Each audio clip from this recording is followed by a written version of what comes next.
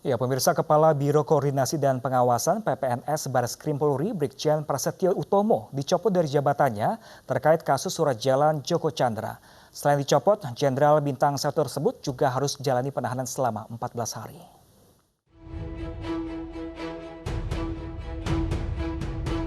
Pemeriksaan intensif dilakukan terhadap Kepala Biro Koordinasi dan Pengawasan PPNS Barreskrim Polri Brigjen Prasetyo Utomo. Menurut Kepala Divisi Humas Polri, Irjen Pol Argo Yuwono, Brigjen Prasetyo Utomo mengaku menerbitkan surat jalan untuk buronan kasus Cesi Bank Bali, Joko Chandra, adalah inisiatif pribadi. Brigjen Prasetyo Utomo dianggap melampaui kewenangannya sehingga dimutasi dan ditahan selama 14 hari. Bapak Kapolri mengeluarkan surat telegram, surat mutasi yang dengan nomor 1980, 7 Romawi, Cap 2020 tanggal 15 Juli 2020. Yang bersangkutan BJP PU ini dimutasikan ke Pati Yanma Mabes Polri dalam rangka pemeriksaan. Mulai hari ini juga BJP PU ditempatkan di tempat khusus selama 14 hari, Jadi ada tempat propos untuk penempatan khusus untuk anggota dan sudah disiapkan. Mulai malam ini BJPPU ditempatkan di tempat khusus di Propos Mabes Polri dan selama 14 hari. Sementara itu, Menko Polhukam Mahfud MD yakin bahwa proses pemeriksaan internal Polri akan berjalan terbuka. Saya kira sudah ada aturan hukumnya, ada peraturan disiplinnya di lingkungan Polri atau di semua lingkungan pemerintahan. Dan saya kira zaman sekarang menyelesaikannya harus terbuka, tidak bisa akal-akalan karena masyarakat juga sudah pinter. Kita tunggu aja tindakan dari Polri. Pemeriksaan Brigjen Prasetyo Utomo kini ditangani tim khusus gabungan dari Barreskrim dan Propam Polri. Dari Jakarta, tim iNews melaporkan. Ya, pemirsa, Joko Chandra benar-benar membuat geger tanah air. Buron selama 11 tahun tapi bulan lalu bisa melenggang bebas di tanah air. Banyak tudingan ada kekuatan yang membacking-nya.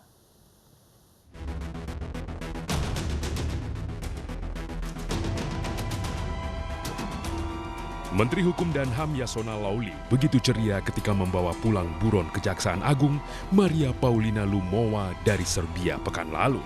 Betapa tidak, Maria Paulina buron kelas kakap kasus pembobolan BNI 1,7 triliun rupiah. Tapi dalam hitungan hari semua berbalik. Kementerian yang dipimpin Yasona sedang diterpa kabar tak sedap lantaran buron kelas kakap lain Joko Chandra bisa melenggang bebas keluar masuk Indonesia.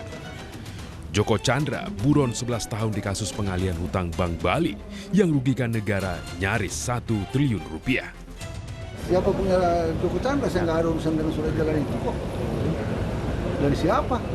Saya nggak punya. Saya kan urusan imigrasi, bukan urusan surat jalan. Kalau lewat perbatasan, ada yang tidak lewat imigrasi. Banyak TKI kita yang lewat jalan tikus. Tolong dia kalau masuk jalur imigrasi.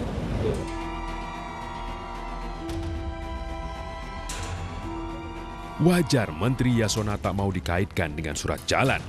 Pasalnya, di hari yang sama, masyarakat anti korupsi Indonesia bertandang ke Komisi 3 mempertanyakan sepucuk kertas yang katanya surat jalan dari institusi di negeri ini untuk Joker alias Joko Chandra supaya ia bisa bebas hilir mudik di tanah air.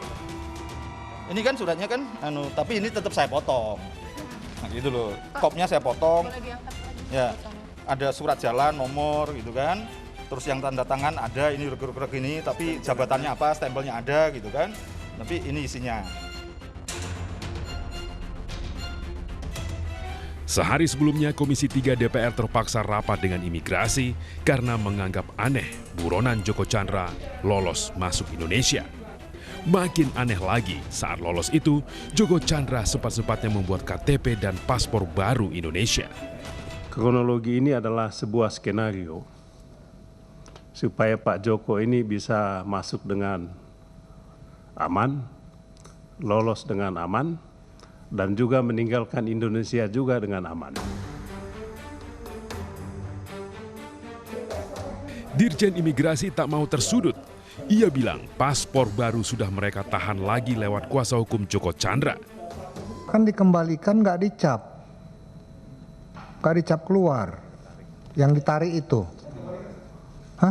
ditarik, kami tarik, melalui pengacara dikirim, dan ini nggak dicap, berarti dia nggak ada di pelintasan formal kami.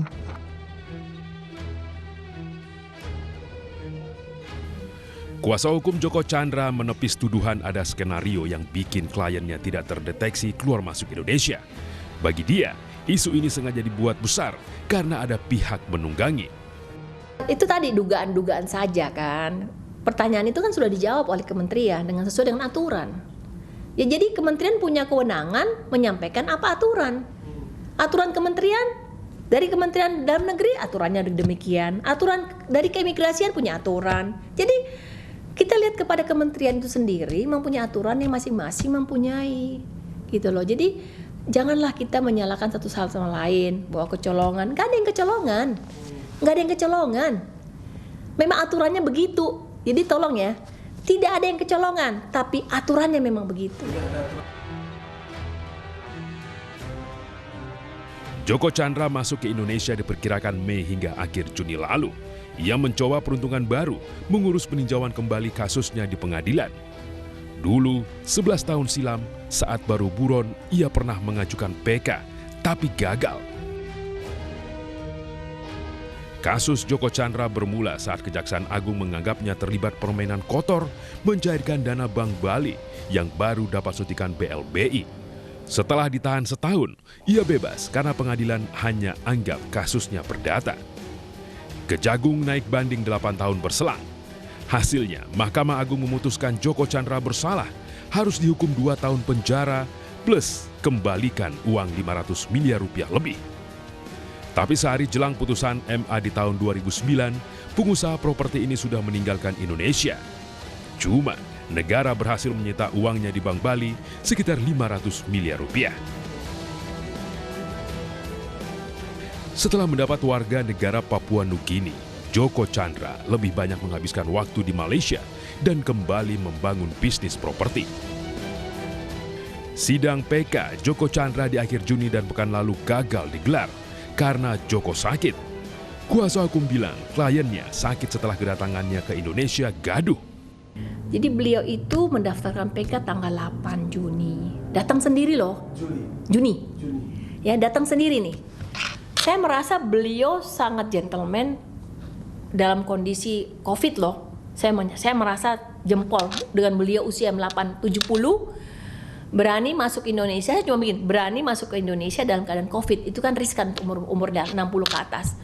Saya sebenarnya agak top ya sama beliau. Mau karena hanya sekejar mengejar keadilan bagi dirinya. Tanggal 8, tanggal 11 ya. Jelas ada panggilan resmi dari pengadilan. Artinya kalau mau ada penangkapan dia buron, kenapa nggak dilakukan saat itu?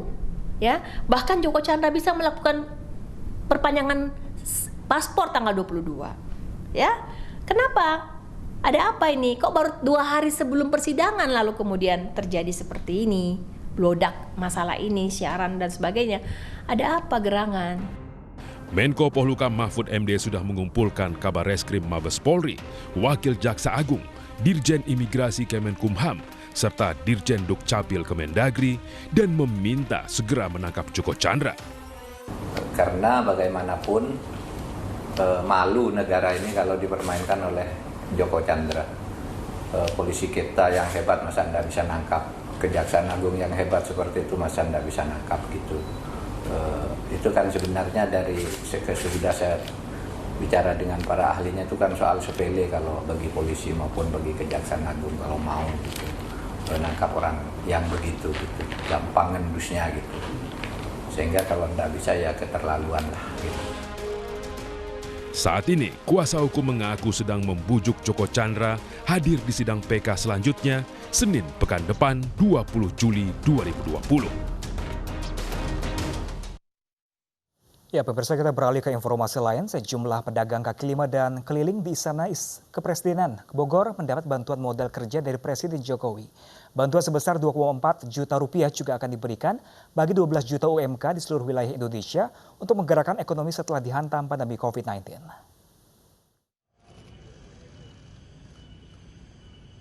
Hadirin silakan duduk kembali. 62 pedagang kaki lima dan keliling ini bisa berjualan di sekitar Istana Kepresidenan Bogor. Mereka menjadi bagian pertama para pedagang yang mendapat bantuan modal kerja BMK Presiden Joko Widodo. Setiap pedagang mendapatkan uang 2,4 juta rupiah. Bantuan ini diharapkan bisa menjadi tambahan modal kerja untuk memperbaiki situasi ekonomi akibat pandemi COVID-19. Meski dalam keadaan sulit, Presiden Joko Widodo berpesan agar pedagang tetap bekerja keras dan tidak patah semangat.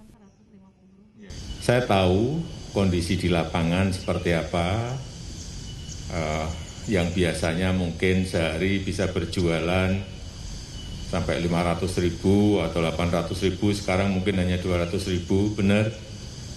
Separuhnya atau sepertiganya, benar Bu ya? Atau sekarang sudah mulai kembali agak baik? Belum.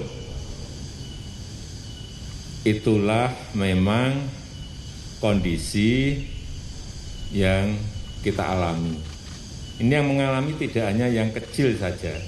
Yang tengah juga mengalami hal yang sama, yang gede juga mengalami hal yang sama karena pandemi virus corona.